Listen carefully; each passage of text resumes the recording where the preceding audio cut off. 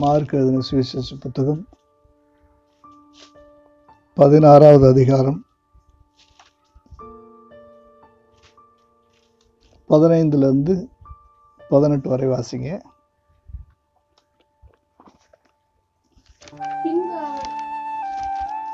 சத்தமா வாசிங்க. பின்பு அவர் அவர்களை நோக்கி, நீங்கள் உலகமெங்கும் போய் சர்வ சிருஷ்டிக்கும் சுவிசேஷத்தை பிரசங்கியுங்கள். விசுவாசமுள்ளவனாகி ஞானஸ்நானம் பெற்றவன் ரட்சிக்கப்படுவான், விசுவாசியாதவனோ ஆக்கினைக்குள்ளாக தீர்க்கப்படுவான்.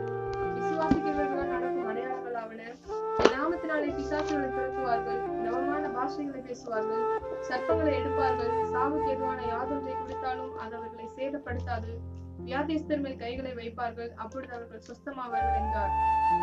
வியாதியஸ்தர்கள் மேல் கைகளை வைப்பார்கள். இது விசுவாசிக்கிறவர்களால் நடக்கும் அடையாளம். ஆண்டவர் விசுவாசிக்கிறவங்க யாருன்னு நம்ம இந்த காலகட்டத்தில் ஈஸியாக என்ன செய்யலாம்? அடையாளம் கண்டுபிடிச்சிடலாம். அவங்க என்ன செய்வாங்களாம்? வியாதியஸ்தரில் பார்த்த உடனே ஐயோ மாஸ்கை காணுமேன்னு சொல்லி தேட மாட்டாங்க. க்ளவுஸை காணுமே அப்படின்னு சொல்லி என்ன செய்ய மாட்டாங்க? தேட மாட்டாங்க. வியாதியஸ்தரில் பார்த்த உடனே மனதுருகி அவங்க என்ன செய்வாங்க? தொடுவாங்க. தொடுதலில் ஒரு வல்லமை இருக்குன்றத விசுவாசிக்கிறவங்க மட்டும்தான் அப்படி என்ன செய்ய முடியும். இன்றைக்கு தேவனுடைய வார்த்தையே விசுவாசிக்கிறத விடவோ இந்த காலகட்டத்தினுடைய மருத்துவருடைய வார்த்தையை விசுவாசிக்கிறவங்க தான் ரொம்ப ஜாஸ்தி. மருத்துவருடைய பரிந்துரை, 1 மீட்டர் இடைவெளி விட்டு நில்லுங்க, யாரையும் தொடாதீங்க, உங்கள் கையை வச்சு உங்கள் கண்ணு மூக்கு வாயை கூட என்ன செஞ்சிடாதீங்க, தொட்டுறாதீங்க, முகக்கவசம் போடுங்க, அடிக்கடி கைகளை என்ன செய்யுங்க, சானிடைசர் போட்டு கழுவுங்க, வெளியில் போகும்போது முடிஞ்சால் முழு கவச உடைய என்ன செய்யுங்க, அணிஞ்சிட்டு போங்க. இப்படி நிறைய பரிந்துரை செய்கிறாங்க. இது அவ்வளவும் அரசாங்கமும் மருத்துவ ஆராய்ச்சியாளர்களும் கொடுக்கக்கூடியதான ஆலோசனைகள். இந்த ஆலோசனைக்கு இருக்கக்கூடிய மதிப்பையும் மரியாதையும் நீங்கள் இந்த நாட்கள் என்ன செய்ய முடியும்? பார்க்க முடியும். நீங்கள் எங்கே போனாலும் கண்களை மட்டும்தான் நீங்கள் பார்க்க முடியுது, முகத்தை நீங்கள் பார்க்க முடியுதில்லை. எல்லாரும் கலராக என்ன பண்ணுறாங்க? மாஸ்க் போட்டுட்டு இருக்கிறாங்க. இதை பார்க்கும்போதே நமக்கு ஒரு காரியம் தெரியுது. மருத்துவ குழுவும் இந்த நாட்களில் ஆட்சியாளர்கள் சொல்லக்கூடிய இந்த பரிந்துரை காரியமும் தான் இன்னைக்கு மக்கள் மனசில் இடம் பிடிச்சிருக்குது. அதுதான் மக்கள் அதிகமாக என்ன செய்கிறாங்க? விசுவாசிக்கிறாங்க. ஈவன் ஆண்டவருடைய பிள்ளைகள் கூட தேவனுடைய வார்த்தையை விடவும் கூடுதலாக இன்றைக்கு இப்படிப்பட்டதான உலக சுகாதார மையத்தோடைய வார்த்தை என்ன செய்கிறாங்க? விசுவாசிக்கிறாங்க. உலக மருத்துவருடைய அரசியல்வாதிகளுடைய இந்த ஆலோசனைகளை அவங்க என்ன செய்கிறாங்க? அங்கீகாரம் பண்ணுறாங்க, விசுவாசிக்கிறாங்க. இதுதான் உண்மை. இன்றைக்கு கூடுதலாக அல்லது ஆண்டவர் நமக்கு தந்திருக்கிற ஒரு மகத்துவமான ஒரு காரியத்தை நம்ம இன்றைக்கு விசுவாசிக்க ஆரம்பிச்சிட்டோம்னா அது வேறு ஒரு லெவலுக்கு நம்முடைய ஆவிக்குரிய வாழ்க்கை அதை என்ன செய்யும்? கொண்டு போக. நீங்கள் வாசிச்சு பாருங்க. அப்போஸ்தலர் 1வது அதிகாரத்தில், அப்போஸ்தலர் 1வது அதிகாரம் 5வது வசனத்தை வாசிங்க. எருசலேமை விட்டு போகாம நீங்க எங்க இருங்க? வீட்டுக்குள்ள இருங்கன்னு யார் சொன்னா? இயேசு சொன்னார். நீங்க வெளில போகாதீங்க, வெளியில கொரோனா என்ன பண்ணிட்டு இருக்குது? சுத்திட்டு இருக்குது. நீங்க வீட்டில் இருங்கள், வீட்டில் இருந்தாலும் வீட்டில் உள்ளவர்களோடு விலகி இருங்கள், விழிப்பாருங்க, எதையும் நீங்க என்ன செஞ்சிடாதீங்க. வேற யாராவது ஒரு டம்ளரை தொட்டு குடிச்சிருந்தாங்கன்னா அந்த டம்ளர்ல நீங்க என்ன செஞ்சிடாதீங்க, குடிச்சிடாதீங்க. யாராவது வாய் வச்சு குடிச்சிட்டாங்கன்னா அடுத்து அந்த டம்ளரை நீங்க என்ன செஞ்சிருங்க, ஒதுக்கி வச்சிருங்க. ரொம்ப ஜாக்கிரதையா என்ன செய்யுங்க, யூஸ் வந்துடுற மாதிரி அப்பப்போ என்ன செஞ்சிருங்க, போட்டுருங்க. அப்படின்ற மாதிரி ஒரு காரியம். நீங்க என்ன பண்ணாதீங்க, வீட்டை விட்டு வெளியில போகாதீங்க அப்படின்னு இங்க இயேசு சொன்னதுக்கு காரணம் என்னன்னா, அதே வசனத்துல பாருங்களேன், பிதாவின் வாக்குத்தத்தம் நிறைவேற காத்திருங்க. 5வது வசனத்திலே வாசிச்சு பாருங்க. அப்போஸ்தலர் 1:5. என்னிடத்தில் கேள்விப்பட்ட பிதாவின் வாக்குத்தத்தம் அந்த வாக்குத்தத்தம் நிறைவேறாத வரைக்கும் அல்லது அந்த வாக்குத்தத்தத்தை நீங்கள் பெற்றுக்கொள்ளாத வரைக்கும் நீங்க என்ன செஞ்சிடாதீங்க, வெளியில போயிடாதீங்க. அந்த வாக்குத்தத்தம் என்ன, நீங்க அதை வாசிச்சு பாருங்க. யோவான் 16வது அதிகாரம். யோவான் 16வது அதிகாரம் 7வது வசனத்தை வாசிங்க. நான் உங்களுக்கு உண்மையை சொல்கிறேன், நான் போகிறது உங்களுக்கு பிரயோஜனமாயிருக்கும். நான் போகாதிருந்தால் தேற்றரவாளன் உங்களிடத்தில் வரார். நான் போவேனே ஆகில் அவரை உங்களிடத்துக்கு அனுப்புவேன். அவர் வந்து பாவத்தை குறித்தும் நீதியை குறித்தும் நியாயத்தீர்ப்பை குறித்தும் உலகத்தை கண்டித்து உணர்த்துவார். 13வது வசனத்தை வாசிங்க. சத்திய ஆவியாகி அவர் வரும்போது சகல சத்தியத்திற்குள்ளும் உங்களை நடத்துவார். கவனிச்சு பாருங்க, பிதாவினுடைய வாக்கு தத்துவம் இதுதான். நான் பிதாவினிடத்துல போவேன், பிதாவினிடத்துல இருந்து பரிசுத்த ஆவியானவர் உங்களுக்கு என்ன செய்யப்படுவார், உங்களுக்காக அனுப்பப்படுவார். அவர் வருவார். அவர் வரும்போது எப்படி நடத்துவாரா, சத்திய ஆவியாகி அவர் வரும்போது சகல சத்தியத்திற்குள்ளும் உங்களை நடத்துவார். இப்ப 17 யோவான் 17 வாசிங்க. உம்முடைய சத்தியத்தினாலே அவர்களை பரிசுத்தமாக்கும். உம்முடைய சத்தியத்தினாலே அவர்களை சத்தியம் என்ன செய்யும், சகல சத்தியத்தை அவர் நமக்கு சொல்லுவார். சத்தியம் நம்மளை என்ன செய்யும், பரிசுத்தமாக்கும். சானிடைசர் நம்மளை என்ன செய்யும், சுத்தமாக்கும். சுத்தத்துக்கே கொரோனா நம்மளை தொற்ற முடியாதுன்னா பரிசுத்தத்துக்கு கொரோனா எப்படி நம்மளை தொற்ற முடியும்? சுத்தமே சுகாதாரம். அந்த சுகாதாரம் சுத்தம் நமக்கு என்ன செய்யுமா, நல்ல ஒரு பாதுகாப்பை கொடுக்கும். சுத்தம் சோறு போடுன்னு சொல்லுவாங்க. இப்போ சுத்தம் நமக்கு கொரோனா தொற்றை தவிர்க்கும்னு சொல்லி என்ன பண்ணுறாங்க, சொல்கிறாங்க. அப்போ பரிசுத்த ஆவியானவருக்கு நம்ம அர்ப்பணிக்கும் போது மகா பரிசுத்தம். பரிசுத்த ஆவியார் நமக்கு வரும்போது அவர் சத்தியத்தை சொல்லுவார். சத்தியம் நம்மளை என்ன செய்யும், பரிசுத்தமாக்கும். பரிசுத்த ஆவியானவருக்கு நம்ம அர்ப்பணிக்கும் போது அது நம்மளை எப்படி மாற்றும், மகா பரிசுத்தமான நிலைமைக்கு கொண்டு போனீங்க. ரோமர் 12வது அதிகாரம் 1வது வசனத்தை வாசிச்சு பாருங்க. ரோமர் 12:1.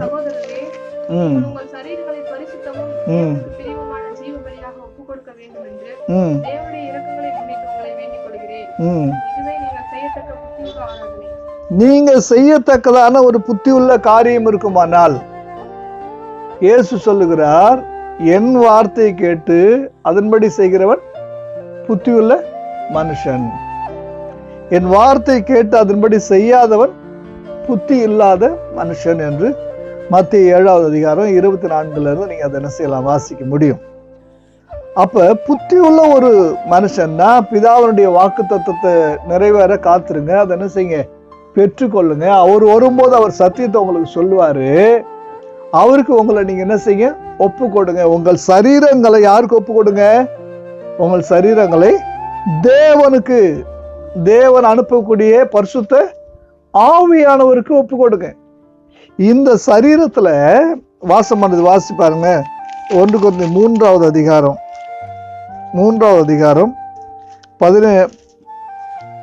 16வது வசனம் வாசிங்க.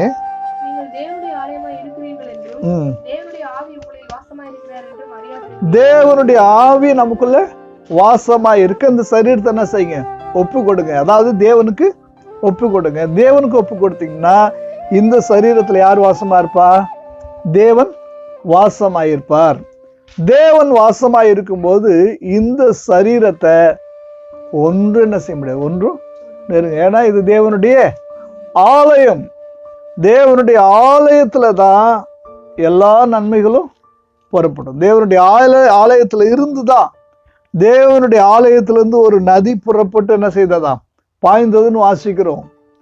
ஒரு நதி புறப்பட்டு உன்னதமான ஒரு வாசம் பண்ணுகிற வாசஸ்தலத்தை என்ன செஞ்சுதான், சந்தோஷப்படுத்துச்சான். இன்றைக்கு யோசிச்சு பாருங்க, எங்கேயோ ஒரு கொரோனா புறப்பட்டு இன்னைக்கு முழு உலகத்தையும் சந்தோஷம் இல்லை, துக்கத்துக்குள்ள, மரண பீதிக்குள்ள, பயத்துக்குள்ள, மிகப்பெரிய நஷ்டத்துக்குள்ள இந்த உலகத்தை அது என்ன செஞ்சிருச்சு, கொண்டு வந்து வீட்டு இருக்குது. ஆகையினால ஒன்று சொல்றேன், இயேசு சொல்லுகிறார், நீங்க வெளியில புறப்பட்டு போகாதீங்க, பிதாவினுடைய வாக்குத்தத்தம் நிறைவேற காத்திருங்கள் அப்படின்னு சொல்றார். பிதாவினுடைய வாக்குத்தத்தமாகிய பரிசுத்த ஆவியான உங்க இடத்துல வந்துட்டாருன்னா, இப்ப அப்போஸ்தலர் 1:8 வாசிச்சு பாருங்க. நிறைய வசனங்கள் எடுத்து வாசிக்க வேண்டியிருக்கும். நீங்கள் பலனடைந்து எருசலேமிலும் யூதேயா முழுவதிலும் சமாரியாவிலும் பூமியின் கடைசி பரியந்தமும் எனக்கு சாட்சியாக இருப்பீர்கள். இப்ப பரிசுத்த ஆவியான உங்ககிட்ட வந்துட்டா உடனே ஸ்பெயினுக்கு போக சொன்னா பயப்படாதீங்க, இத்தாலிக்கு போக சொன்னா பயப்படாதீங்க, சீனாவுக்கே போக சொன்னாலும் பயப்படாதீங்க. ஏன்னா உலகத்தின் முடிவு பிறந்து எங்க வேணாலும் என்ன செய்வீங்க, ஒன்றும் இல்லை, ஒரு கொரோனா புறப்பட்டு உலகத்தினுடைய சகல ராஜ்யங்கள் என்ன செஞ்சுட்டு இருக்குது, இன்னைக்கு சுற்றி வந்து கொண்டு இருக்குது. ஆக பரிசுத்த ஆவியானவரை நீங்க பெற்றுக்கொள்ளும் போது நீங்க இந்த உலகத்தினுடைய எந்த மூலைக்கு போனாலும் என்ன செய்யாதீங்க, பயப்படாதீங்க. ஒரே ஒரு காரியத்தை தெளிவா புரிஞ்சுக்கங்க. ஒரே ஒரு கண்ணுக்கு புலப்படாத ஒரு சின்ன வைரஸ் என்னை ஆட்கொள்ளும் போது அது என்னை எவ்வளோ வல்லமையா பயன்படுத்துது தெரியுமா? என்னை எவ்வளோ வல்லமையா பயன்படுத்து. நான் சீனாவிலேருந்து நான் எங்கே போகிறேன், அமெரிக்காவுக்கு போகிறேன், அங்கே அது என்னை பயன்படுத்துது. இந்தியாவுக்கு வரேன், இங்கேயும் அது என்ன செய்யுது, பயன்படுத்துது. நான் உட்கார்ற இடத்துல ஒருத்தன் உட்காந்தா அவன் பாதிக்கப்படுறான். நான் தொடுற இடத்த ஒருத்தன் தொட்டான்னு அவன் என்ன செய்கிறான், பாதிக்கப்படுறான். நான் கொடுக்குற பணத்தை என்ன ஒருத்தன் வாங்கும்போது என்ன செய்கிறான், பாதிக்கப்படுறான். நான் விடக்கூடிய அந்த மூச்சு காற்றுல இன்னொருத்தர் என்ன செய்யறான், பாதிக்கப்படுறான். நான் தும்மணும்னா அதுல வரக்கூடிய ஒரு சளி துளி இன்னொருத்தர் என்ன செய்யுது, பாதிக்குது. நான் நடக்கிற ஒவ்வொரு என்னுடைய காலடி படக்கூடிய ஒவ்வொரு தடங்களை என்ன ஒருத்தர் மிதிக்கும் போது என்ன செய்யுது, பாதிக்கப்படுது. ஒரு கண்ணுக்கு புலப்படாத ஒரு வைரஸ் கிருமி என்னை தொடும்போது, என்னை அதை ஆட்கொள்ளும் போது அது என்னை அவ்வளோ வல்லமையா பயன்படுத்துது பாருங்க, அவ்வளோ வல்லமையா. நான் சாகிறதுக்குள்ள என்னை கொண்டு பல்லாயிரக்கணக்கான பேர் அதை என்ன செய்யுது, சாகடிக்குது, என்னை தீமைக்கு எதுவா பயன்படுத்துது. அப்படி இருக்கும்போது இதுல இருந்து நம்ம கற்றுக்கொள்ளக்கூடிய உண்மை என்னன்னா, என்னை ஆட்கொள்ளக்கூடிய ஒரு கிருமி என்னை இந்த அளவுக்கு வல்லமையா பயன்படுத்தணும்னா, நான் என்னை பரிசுத்த ஆவியானவருக்கு அர்ப்பணிக்கும் போது ஆவியானவர் என்னை எந்த அளவுக்கு பயன்படுத்துவார், அது என்னை ஆட்கொள்ளும் போது என்னை பயன்படுத்துது. நான் என்னை அர்ப்பணிக்கும் போது பரிசுத்த ஆவியானவர் என்ன செய்வார், பயன்படுத்துவார். பரிசுத்த ஆவியானவருக்கு என்னுடைய சரீரத்தை நான் அர்ப்பணிக்கும் போது அந்த ஆவியானுக்குள்ள வந்து வாசம் பண்ணும்போது அவர் என்னை எவ்வளவு வல்லமையா பயன்படுத்துவார். இதை தான் இன்றைக்கு நம்ம என்ன செய்ய போறோம், தியானிக்க போகிறோம். இப்போ வாசிச்சு பாருங்க, அப்போஸ்தலர் 19வது அதிகாரம் 11-12 வாசிங்க. அப்போஸ்தலர் 11-12.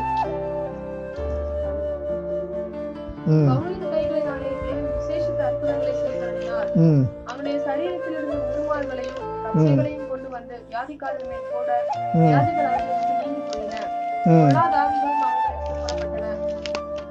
கொஞ்சம் யோசிச்சு பாருங்க, என்ன அது உருமால் கச்சைனா? உருமால்னா கச்சைனா என்ன? டவலு. டவல் அவன் யூஸ் பண்ணக்கூடிய டவலு, அவன் யூஸ் பண்ணக்கூடிய கைக்குட்டை, இதெல்லாம் என்ன செய்யுது, எங்க போகுது, வேறு வேறு நாடுகளுக்கு போகுது. வியாதிஸ்தர் மேல கொண்டு போய் போடுறாங்க. இப்ப என்ன செய்யுது, இதுல போகுது, அவன் பயன்படுத்தின பொருட்கள் மூலமாக போகுது. இப்ப நம்ம பயன்படுத்தக்கூடிய பொருட்களை கூட ஆண்டவர் தம்முடைய வல்லமையினால என்ன செய்வார், நிரப்புவார். நீங்க என்ன ஒரு வசனத்தை கூட நீங்க வாசிச்சு பாருங்க, மார்க் 5வது அதிகாரம், மார்க் 5வது அதிகாரம் 27வது வசனம், 31வது வசனம், 27 அடுத்தது 30 வாசிங்க. இயேசுவை குறித்து கேள்விப்பட்டு அவருடைய வஸ்திரங்களையாகிலும் தொட்டால் சுத்தமாவேன் என்று சொல்லி வஸ்திரத்தை தொட்டா அடுத்தது 30வது வசனத்தை வாசிங்க.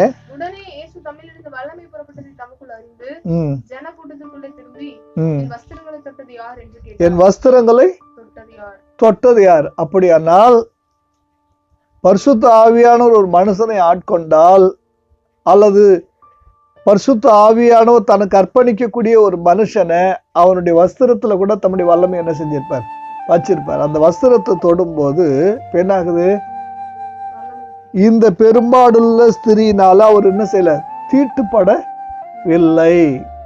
ஒரு நோயாளி அவரை தொட்ட போது இயேசு ஒருபோதும் நோய் தொற்றினாலே பாதிக்கப்படவில்லை. அவரிடத்துல இருந்து வல்லமை போய் அந்த நோயை என்ன செய்யுது, சுகமாக்குகிறது. அப்படியானால் நம்முடைய வஸ்திரத்துல என்ன இருக்குது, வல்லமை இருக்குது. இன்னும் ஒரு காரியத்தை வாசிங்க. அப்போஸ்தலர் 5வது அதிகாரம் 15வது வசனத்தை வாசிங்க.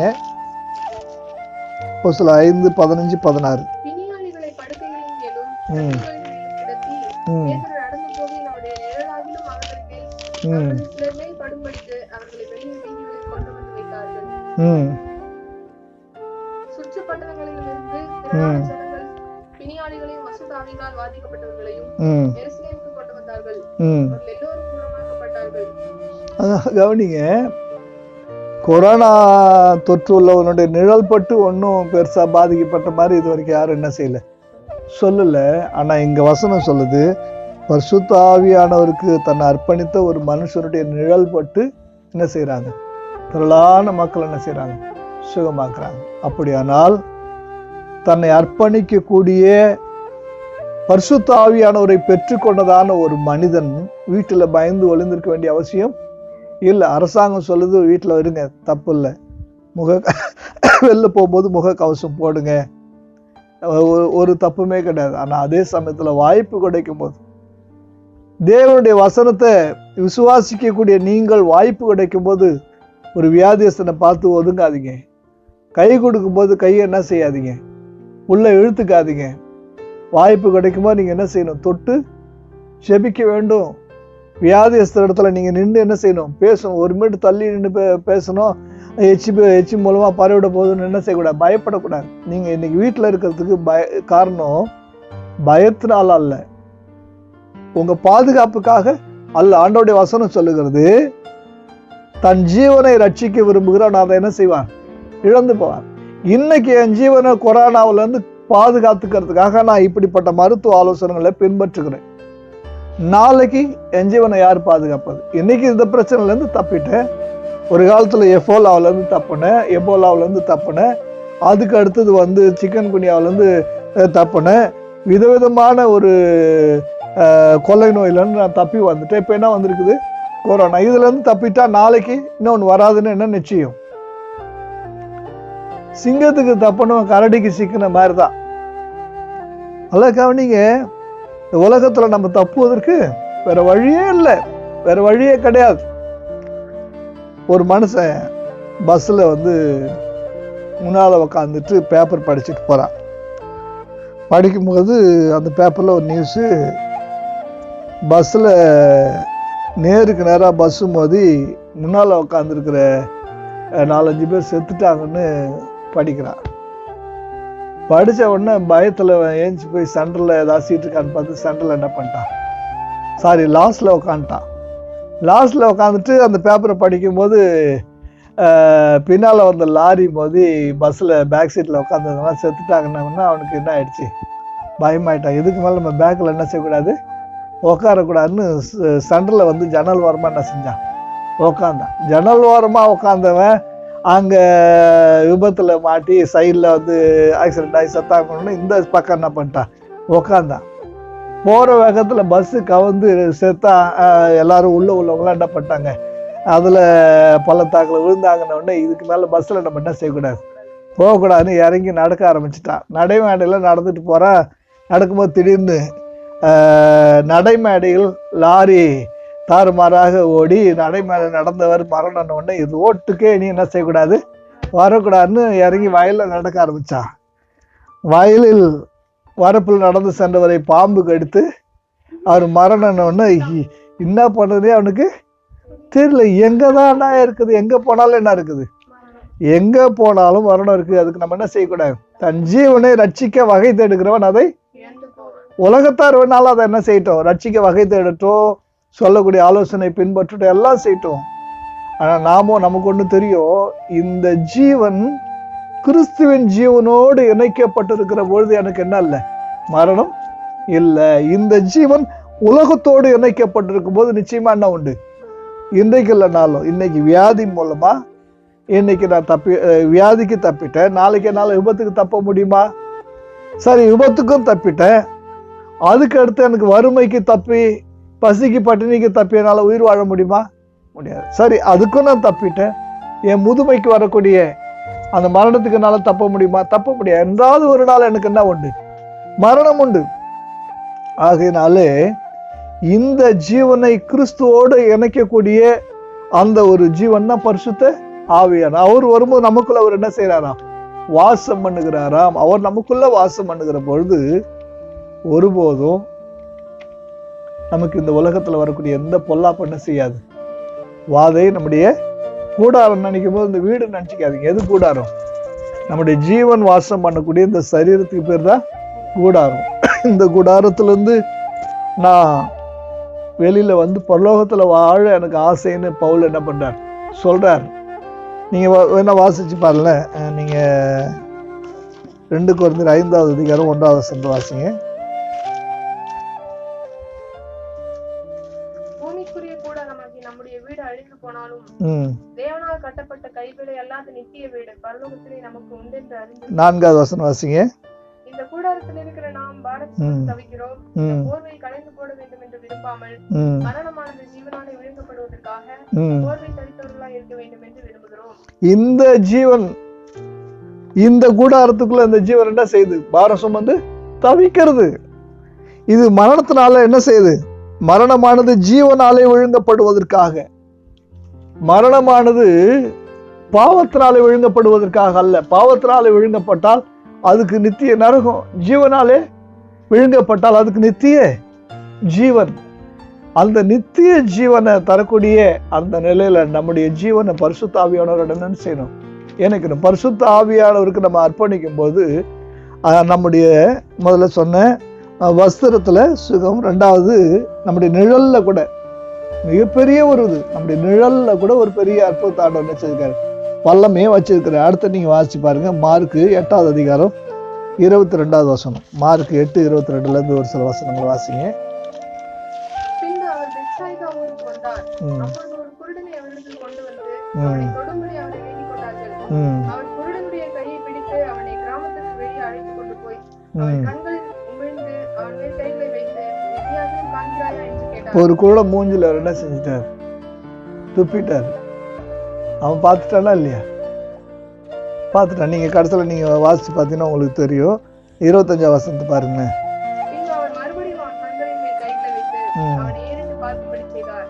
அப்பொழுது அவன் சொஸ்தமடைந்து யாவரையும் தெளிவாய் கண்டான். இப்ப எச்சில என்ன இருக்குது? ஒரு கொரோனா சளி துளியில கூட தன்னுடைய வல்லமை என்ன செய்யுது?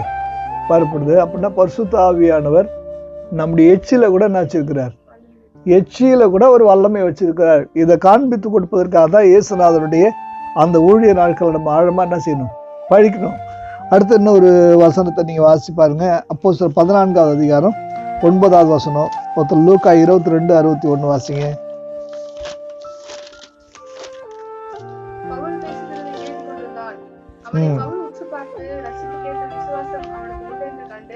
போதும். பவுலுடைய பார்வையில என்ன இருக்குது? பவுல் என்ன செய்யறாரு? உற்று பார்க்கிறாரு. இப்ப மார்க் 5வது அதிகாரம் லூக்கா 22வது அதிகாரம் 61வது வசனத்தை வாசிங்க. லூக்கா 22:61. அப்பொழுது கர்த்தர் திரும்பி பேதுருவை நோக்கி பார்த்தார். தேவர் கூவுகிறதற்கு முன்னே நீ என்னை 3 தடவை மறுதலிப்பாய் என்று கர்த்தர் தன்னிடத்தில் சொன்ன வசனத்தை உடனே பேதுரு நினைவு கொண்டு வெளியே போய் மனம் கசிந்து அழுதான். போதும். இயேசுடைய பார்வையில யூதாசை போல நான்கு கொண்டு சாக வேண்டிய ஒருத்தவன் அவர் என்ன செஞ்சிட்டாரு? ரட்சித்துட்டார். பார்வை என்ன செய்யுது? ஒரு மனுஷனை ரட்சிப்புக்குள்ள கொண்டு வருது. நம்முடைய பார்வையில இயேசு மனதுருக்கம் உள்ளவரா பார்த்த பொழுது பலர் சுகமானார்கள். இயேசு பார்த்த போது சொல்லாமலேயே கட்டளையிடாமலேயே பல ஆவிகள் என்ன செஞ்சது? அலறி அடிச்சுட்டு ஓடிச்சு. அவருடைய பார்வையில் அப்பேற்பட்ட வல்லமை என்ன செஞ்சது? இருந்துச்சு. அடுத்து நீங்க இன்னொரு வசனத்தை வாசிச்சு பாருங்க. அப்போஸ்தலர் 3:7 வாசிங்க. அப்போஸ்தலர் 3:7.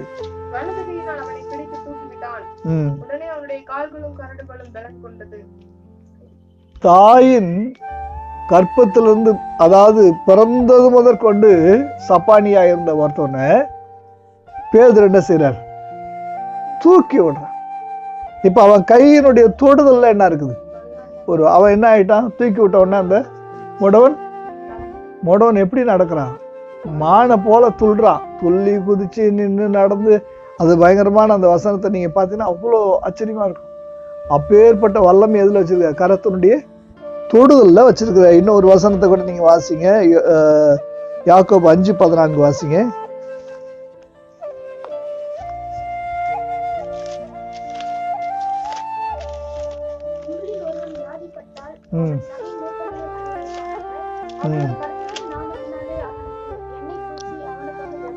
எப்படி எண்ணெய் பூசுவாங்க? தொடாம பூசுவாங்களா? பிரஷ்ல தொட்டுதான். யார் அவன்? வியாதியஸ்தன். வியாதியஸ்தன் மேல என்ன செய்வாங்களாம்? எண்ணெய் பூசி அவனுக்காக ஜெபம் பண்ணுவார்கள். இப்ப எண்ணெய் பூசுறவன் கை அவன் மேல என்ன செய்யும்? படும். அவன் வியாதி இவனை என்ன செய்யாது? நெருங்காது. இவன் கைகள்ல இருக்கிற வல்லமை அவன் வியாதி என்ன செய்யும்? சுகமாக்கும். அப்ப கையில என்ன வச்சிருக்கிறாரு? ஒரு வல்லமையே வச்சிருக்கிறாரு. 2 தீமோத்தேயு 1:6 வாசிப்பார்ல.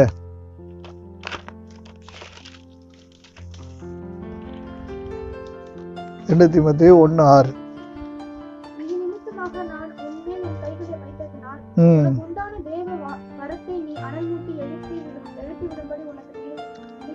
பவுல் சொல்றார் தீமோத்தேயுட்ட, உன் மேல நான் கை வச்சப்போ உனக்கு என்ன வந்துச்சு? தேவனுடைய வரம். ஆண்டவன் நமக்கு கை வைக்கிறதே ஒரு வரமா கொடுத்திருக்கிறார். கை வைக்கிறதே ஒரு அடையாளமா என்ன செஞ்சிருக்கிறார்? கொடுத்திருக்கிறார். மோசேய ஆண்டவர் கோலை கையில வச்சிருந்த கோல்ல ஒரு பெரிய அடையாளத்தை கொடுத்து, நீ அதை என்ன செய், போடு எடுன்ட்டு கடைசியில சொன்ன, உன் கையை என்ன செய், மடியில போடு. நீ நினைக்கிற நீ கையில இருக்கிறத மட்டும்தான் நான் பயன்படுத்த நினைக்காத. உன் கையவே நான் என்ன செய்வேன்? உன் கையவே பயன்படுத்துவேன். உன் கையில ஒரு பெரிய வல்லமையை நான் என்ன செஞ்சிருக்கிறேன்? வச்சிருக்கிறேன். இதுதான் தேவன் நமக்கு சொல்லக்கூடிய ஒரு காரியம். நீங்க வாசி பாருங்க, எபிரேயர் 6வது அதிகாரம் 1-2 வாசிங்க.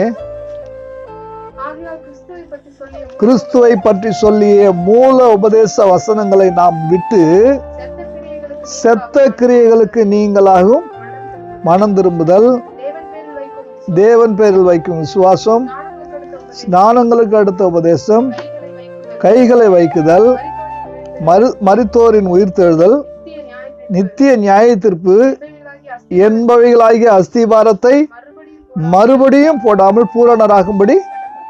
அப்போ அஸ்திபார சத்தியம் அப்படின்னு சொல்லி தேவன் கொடுத்திருக்கிறார். இதைதான் மூல உபதேச வசனங்கள் அப்படின்னு தெளிவான சொல்ல, ஃபண்டமெண்டல் டாக்டரின், மூல உபதேசம் இதுதான்.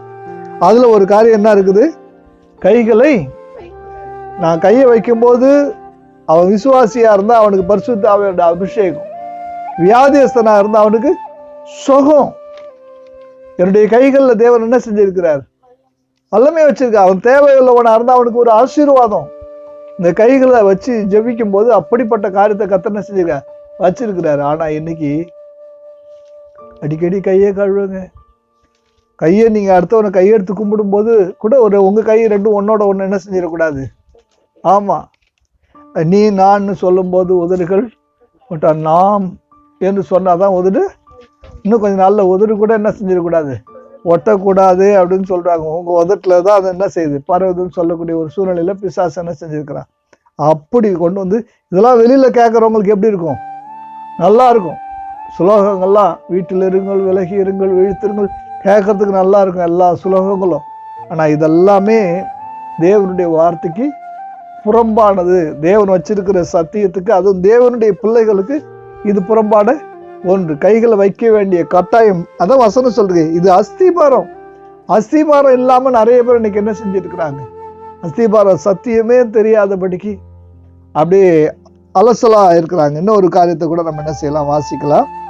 அப்போஸ்தலர் 2:43-41 வாசிங்க. அப்போஸ்தலர் 2:41.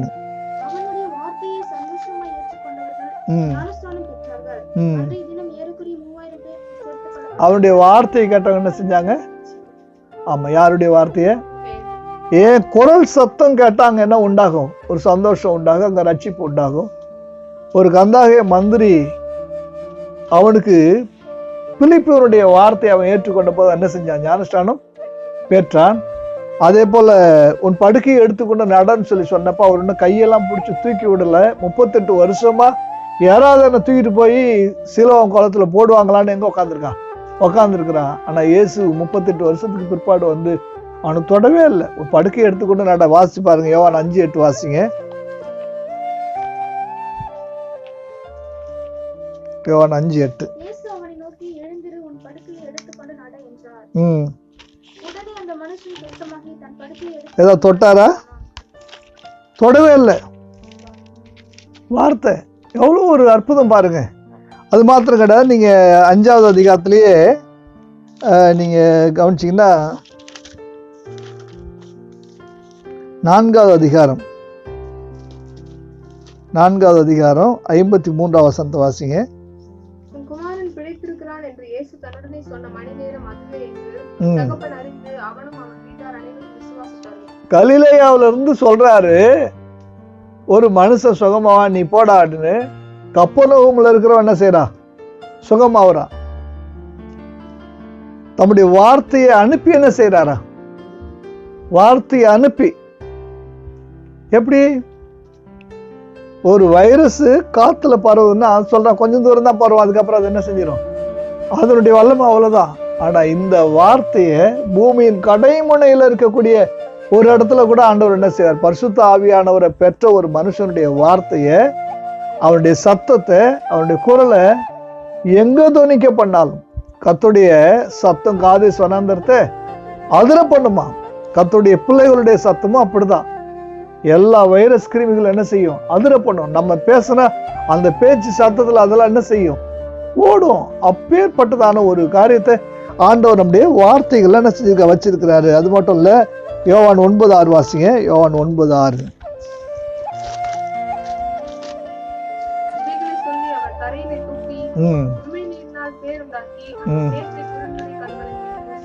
நல்ல கவனிங்க. ஏற்கனவே எச்சில வல்லம் இருக்குன்னு நம்ம கை போடுற, நம்ம கால் போடுற மண்ணில் என்ன இருக்குது? ஆமா, நீங்க சும்மா நடந்துட்டு போயிடுவீங்க, ஒண்ணுமே கிடையாது. ஒரு காலத்துலலாம் திருடன் வந்து திருடிட்டு போயிடுவான். அப்ப நவீனமான தொழில்நுட்பம் கிடையாது. இன்னைக்கெல்லாம் திருடன் வந்து திருடத்துக்கு யோசிக்கிறான். ஒன்று சிசிடிவி கேமரா மட்டும் கிடையாது, கைரேகை, கால் தட பதிவுகள் கிடைச்சிடக்கூடாதுங்கிறதுக்காக என்ன செய்யறானுங்க? ரொம்ப ஜாக்கிரதையா சாக்ஸ் போட்டு வரானுங்க, கையில க்ளவுஸ் போட்டு என்ன பண்ணாங்க. ஏன்னா அந்த ரேகை தடத்தை வச்சு கூட என்ன செஞ்சிடறானுங்க? கண்ணுக்கு புலப்படாத தடங்களை கூட கண்டுபிடிக்கக்கூடிய அளவுக்கு இன்னைக்கு தொழில்நுட்பம். இதுக்கு முன்னாலேயே பரிசுத்த ஆவியானவர் அந்த தொழில்நுட்பங்கள் எல்லாம் தூக்கி சாப்பிடக்கூடிய விதத்துல நம்முடைய கை ரேகைகள், நம்முடைய கால் தடம், இந்த தடம் இந்த பூமியில பதியுது அல்லவா, அந்த தடத்துல ஒருத்தவன் நடந்தான்னா அவனுக்கு சுகம் உண்டு. நம்ம தொட்ட இடத்த ஒருத்தவன் தொட்டான்னா அவனுக்கு சுகம் உண்டு. நம்ம அந்த வார்த்தை நல்லா கவனிங்க. அந்த மண்ணு, இன்னும் அந்த மண்ணு குறித்து இன்னும் ஒரு காரியத்தை கூட நான் உங்களுக்கு சொல்லணும். மத்தேயு 10வது அதிகாரம்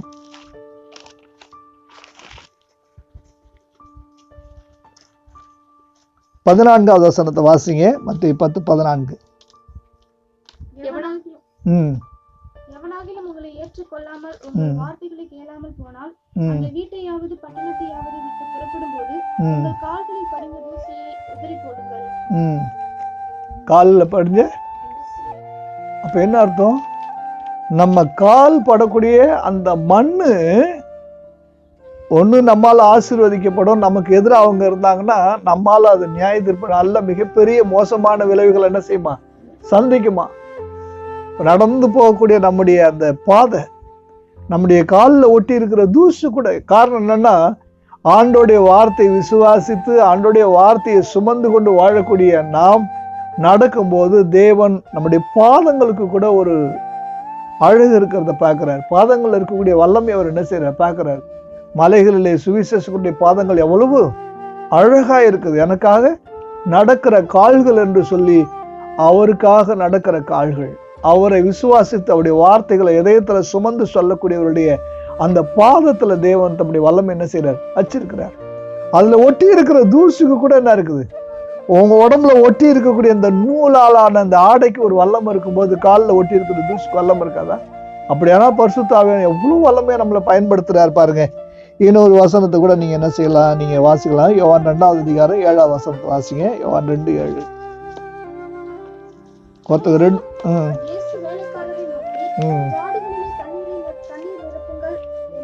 போதும். ஜாடிகள் என்ன நிரப்புங்க? தண்ணீர் தண்ணீர் நிரப்புங்க. தேவனுடைய சத்தத்தை கேட்ட அந்த தண்ணீர் எப்படி மாறுது? அன்றைய தேவைக்கு திராட்சை ரசமா மாறுது. தேவனுடைய சத்தத்தை கேட்ட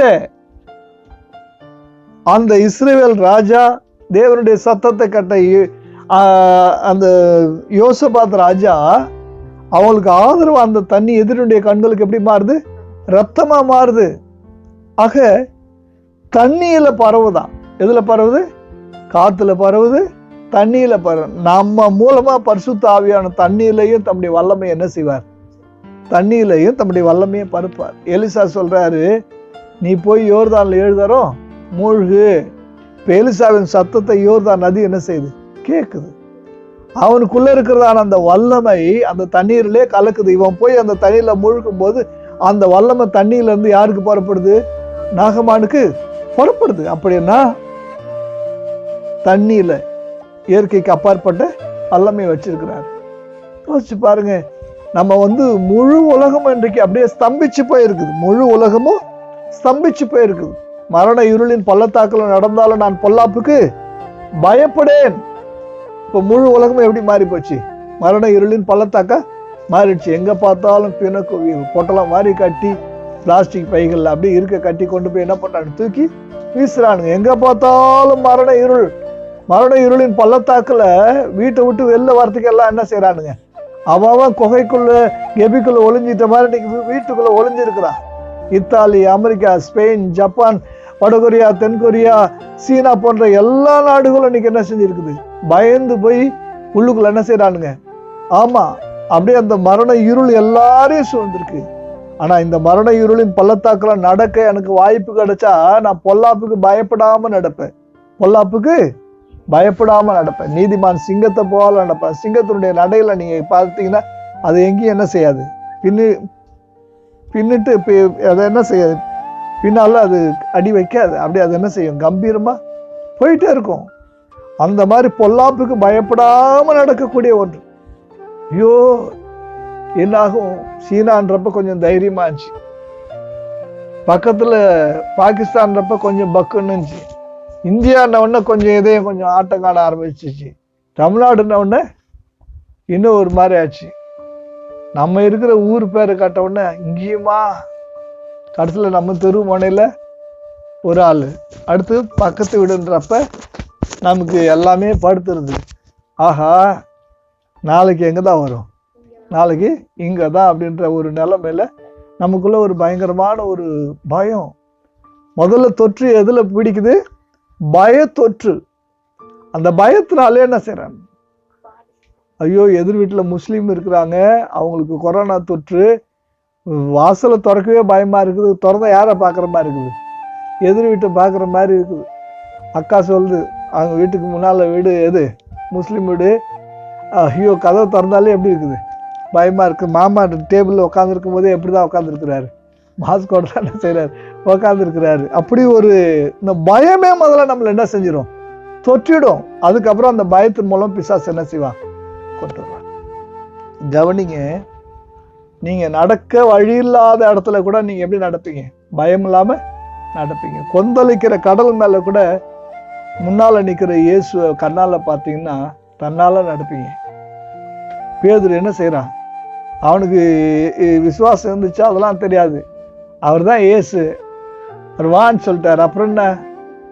வான்னு சொல்லிட்டவரு எனக்கு வழியா இருக்கிறாரு. அப்புறம் என் வழி எவன் அடைக்க முடியும்? உனக்கு முன்னால திறந்த வாசல் வச்சிருக்க, எவனும் அடைக்க முடியாதுன்ட்டாரு, எவனும் பூட்ட முடியாதுன்ட்டாரு, எவனும் ஆட்ட முடியாது, அசைக்க முடியாதுன்னு சொல்லி இதை யார் சொல்றா? தாவீது சொல்றார் சங்கீதம் 16:8, கர்த்தரை எப்போது எனக்கு முன்னாக நிறுத்தி வச்சிருக்கிறேன். ஆமா, நான் அசைக்கப்படல. பேதுரு நடந்து போறான் முன்னால வச்சுட்டு. ஆனா அசைக்க புயல் எவ்வளோ ட்ரை பண்ணு, என்ன செய்யல, முடியல. ஆனா அப்படியே அசைச்சு உள்ள மூழ்கி போனாலும் பிடிச்சு தூக்கிறதுக்கு யாரு கை இருக்கு பக்கத்துல? அதனால நம்ம கவலைப்பட வேண்டிய அவசியம் இல்லை. தேவனுடைய வார்த்தையை விசுவாசிக்கும் போது அப்பேற்பட்ட வல்லமை நமக்கு என்ன செய்யுது? இருக்குதுன்னு ஒரு வசனத்தை கூட நீங்க என்ன செய்யுங்க, வாசிங்க. 2 ராஜாக்கள் 13:21 வாசிங்க.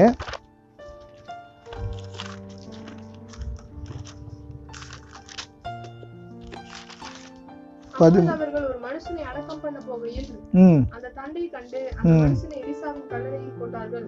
அந்த மனுஷனின் பிரேதம் அதிலே விழுந்து எலிசாவின் எலும்புகளின் மேல் பட்டபோது அந்த மனுஷன் உயிரிழந்து தன் கால்களை ஊன்றி எழுந்திருந்தான். இங்க கவனிச்சீங்கன்னா, மோவாப் தேசத்துல இருந்து இஸ்ரவேலுக்கு விரோதமா ஒரு படை வருது. அந்த படை ஊருக்குள்ள வரக்கூடிய சமயத்துல ஒரு அடக்க ஆராதனை நடக்குது. அவனை தூக்கிட்டு போறாங்க அடக்கம் பண்றதுக்காக. எதிரி இப்ப என்ன செய்யறான், படையெடுத்து ஊருக்குள்ள நுழையறத பார்த்த உடனே இவனுங்க பதறி போய் என்ன பண்ண தெரியல, பணத்தை தூக்கி எங்க போட்டு போயிட்டானுங்க. பக்கத்துல பாக்குறான் ஒரு கலர் இருக்கு, அது எலிசாவுடைய கலரை தூக்கி அதுக்குள்ள போட்டுட்டு இவனுக்கு என்ன செஞ்சாங்க, போயிட்டானுங்க. கூடவே பார்த்தா இவன் யார் வரா, டேய் நீ எங்கடா ஒன்றை தூக்கி போட்டு, கருத்துல பார்த்தா அது யாருடைய கலரை, எலிசாவுடைய எலும்புகள்ல பட்டவன என்ன ஆயிட்டான். எவ்வளவு வருஷம் கழிச்சு, ஒரு வருஷம் கழிச்சு எலிசாவுடைய எலும்புகளுக்குள்ள என்ன இருக்குது, எலும்புகளுக்குள்ள நினம் இருப்பது போல ஆவியானவருக்கு தன்னை அர்ப்பணித்த ஒரு மனுஷனுக்குள்ள எலும்புகளுக்குள்ள என்ன இருக்கும், பரிசுத்த ஆவியானுடைய வல்லம் இருக்கும். நம்முடைய எலும்புகளுக்குள்ள கூட தேவன் ஒரு வல்லமை என்ன செஞ்சிருக்கிறார், வச்சிருக்கிறாரு. அடுத்து நீங்க இன்னும் ஒரு காரியத்தை நீங்க வாசிச்சு பாருங்க. ஏற்கனவே நான் சொல்லியிருக்கிறேன், அதே தான் இன்னும் ஆதியாகமம் 13வது அதிகாரம் 17வது வசனம்.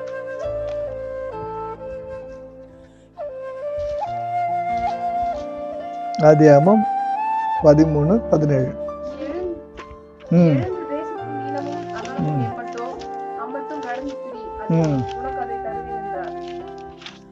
ஒரு சமயத்துல இந்த சிக்கன் குனியா வந்தப்ப ஜீப்ல குடம் தண்ணி எடுத்துட்டு திருப்பூர் முழுக்க என்ன பண்ணும், தெளிச்சுட்டு போகணும். திருப்பூர்ல ஆண்டவர் யாருக்கு என்ன செய்யக்கூடாது, வரக்கூடாது. கிளினிக் முன்னாடி பார்த்தீங்கன்னா வரிசையா எல்லாம் என்ன பண்ணுவாங்க, நிற்க கூட முடியாதபடிக்கு எல்லாம் உட்காந்து தான் நகர்ந்து போவாங்க. ஏன்னா முட்டியெல்லாம் என்ன செய்யுங்க, அப்படியே வலை வெளுத்து போயிடும். கொடூரமான ஒரு நோய் வந்துச்சுன்னா சில செகண்ட்ஸ்ல என்ன செஞ்சால அப்படியே உருக்குளிச்சிடும். அந்த மாதிரி நல்ல திடகாத்திரமா இருந்த பிரின்ஸ்லாம் கூட பார்த்து என்னால் என்ன பண்ண முடியும், நகர்ந்து போகிற மாதிரி ஆயிடுச்சு. முட்டி எழுந்திரிக்க முடியாது உட்காந்து, அந்த அளவுக்கு. ஆனால் திருப்பூரில் அந்த மாதிரி திருப்பூரை சுற்றி தண்ணி தெளிச்சுட்டு வந்த பிற்பாடு பார்த்தீங்கன்னா 4க்கு 4 அப்படியே என்ன செஞ்சிச்சு, குறைஞ்சிச்சு. நான் ஏன் சொல்கிறேன்னா, நம்ம தேசத்தில் எவ்வளோ தூரம் நடந்து போகிறோமோ அதை நமக்கு என்ன பண்ணுவார், தருவார்னா நம்முடைய கட்டுப்பாட்டுக்குள்ளே தருவார். நம்முடைய கட்டுப்பாட்டுக்குள்ளே நமக்கு சுதந்திரமாக இருக்கக்கூடிய ஒரு இடத்துக்குள்ளே எதிரி படையெடுத்து வர முடியுமா? எதிரி படையெடுத்து வர முடியாது. ஏன்னா அது யார் கட்டுப்பாட்டில் இருக்குது, நம்முடைய கட்டுப்பாட்டில் இருக்குது. ஒரே ஒரு காரியத்தை மிக ஆழமாக நான் சொல்கிறேன். நீங்கள் சகரியா 2வது அதிகாரம் 8வது வசனத்தை வாசித்து பாருங்கள், அதில் தெரியும். சகரியா 2:8 வாசிங்க.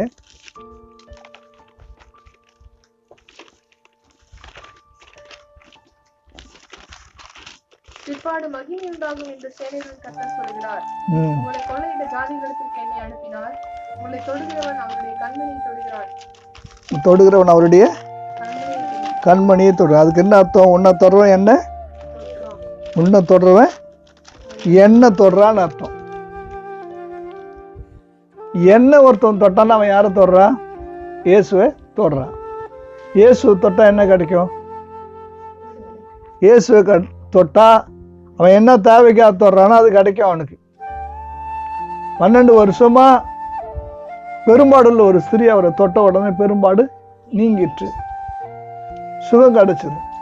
நோயுள்ள ஒருத்தவன் தொட்டா அவனுக்கு என்ன கிடைக்குது, பேயுள்ள ஒருத்தவன் தொட்டான்னா என்ன கிடைக்குது, பேய் அவனுக்கு போயிடுது, விடுதலை கிடைக்குது.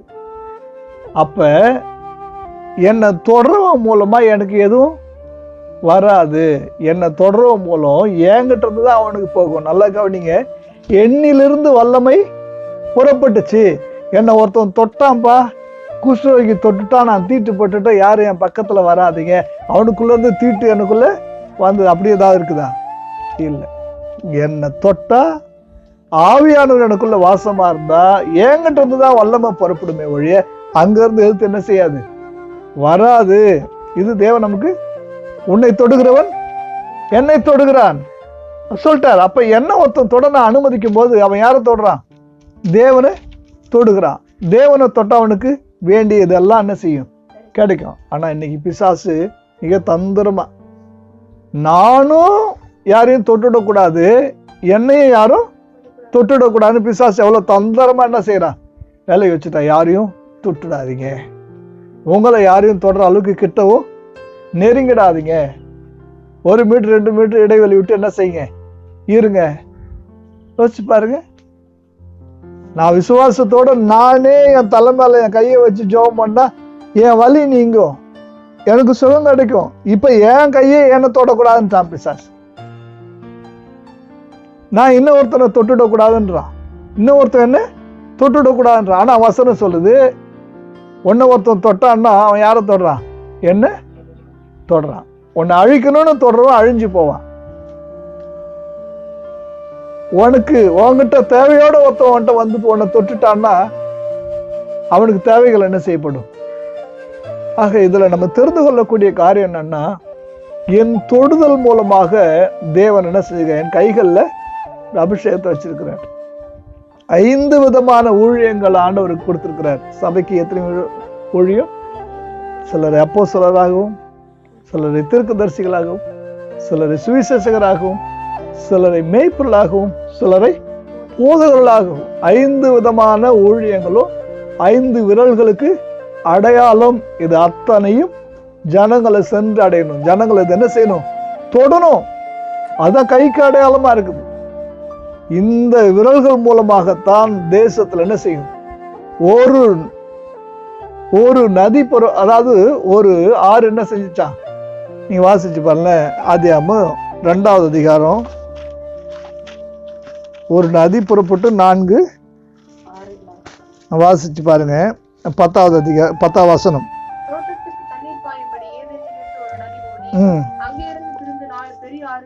நல்லா கவனிங்க,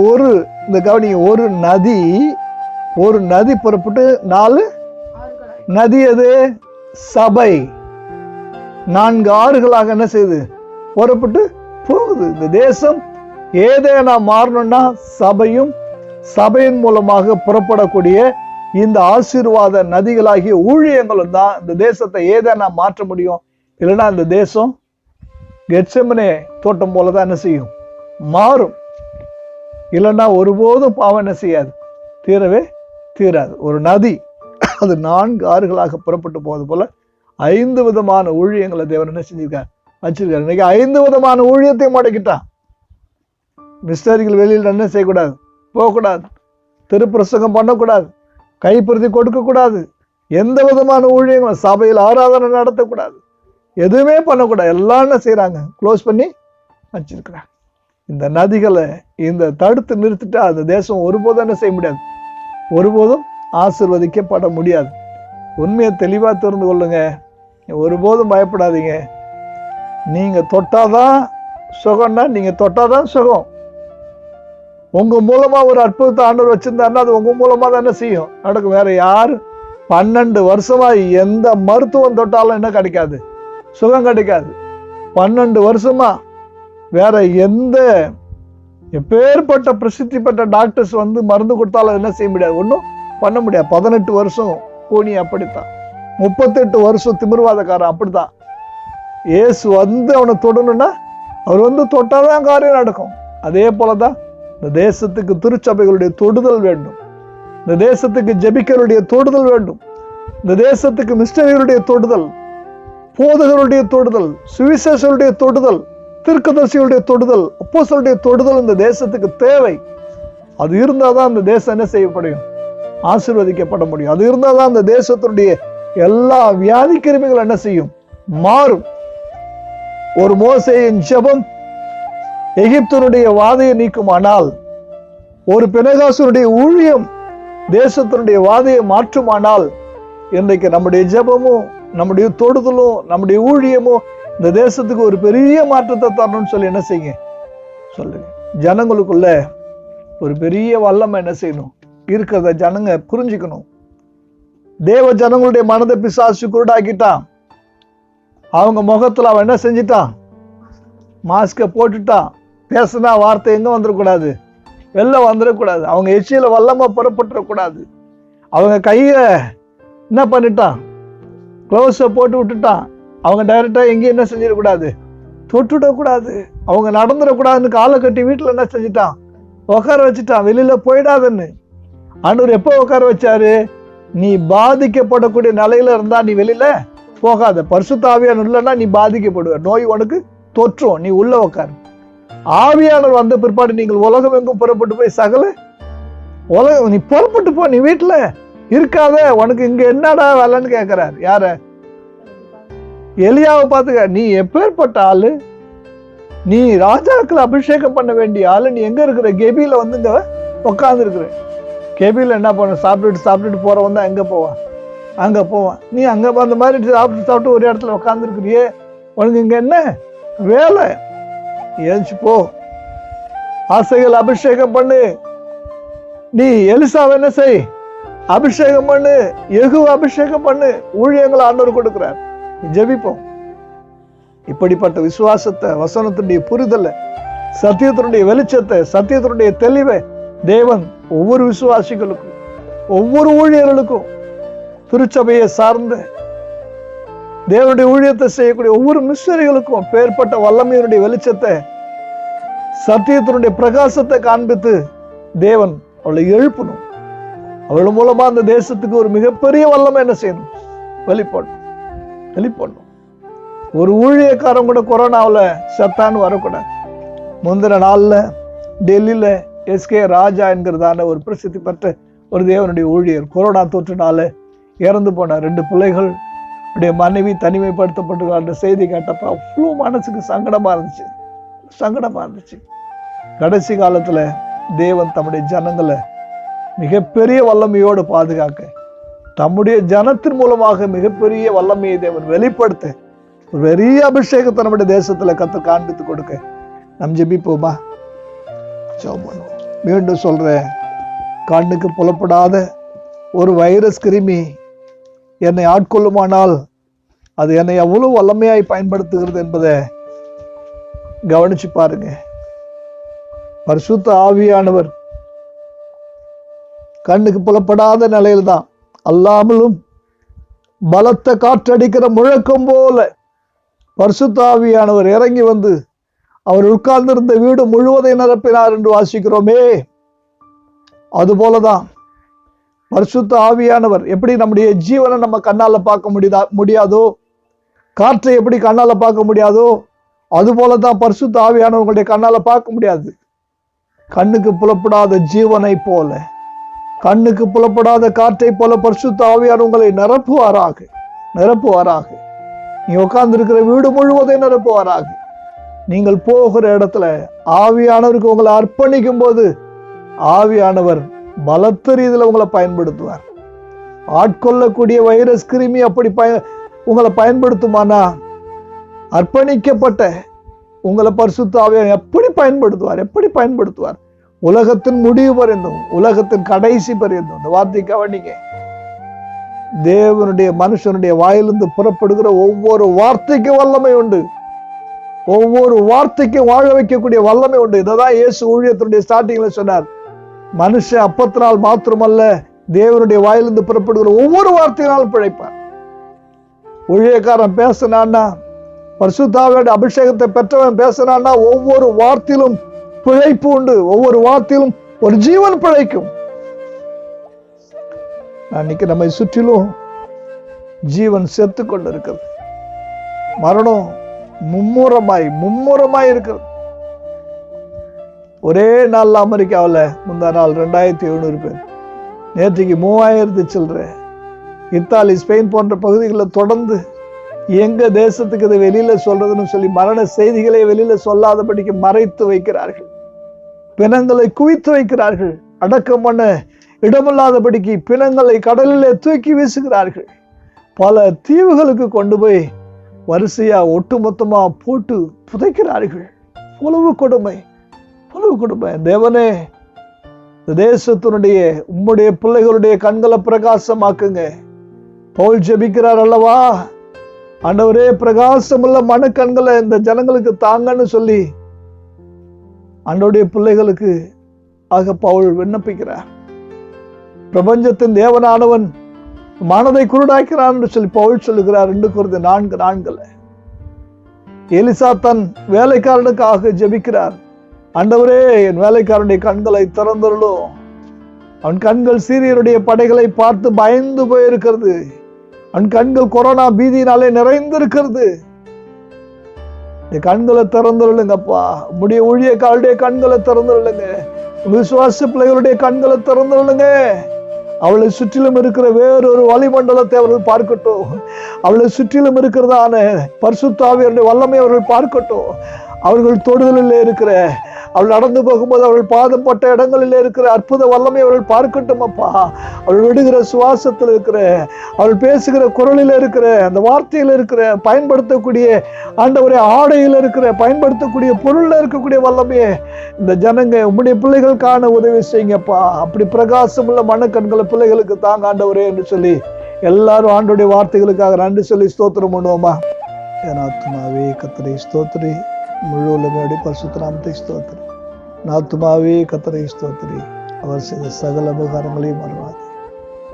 நம்முடைய கர்த்தராகிய இயேசு கிறிஸ்துவின் கிருபையும் பிதாவாகிய தேவனுடைய அன்பும் பரிசுத்த ஆவியாருடைய அந்யோன்ய ஐக்கியமும் நம் அனைவரோடு கூட இருப்பதாக. ஆமேன்.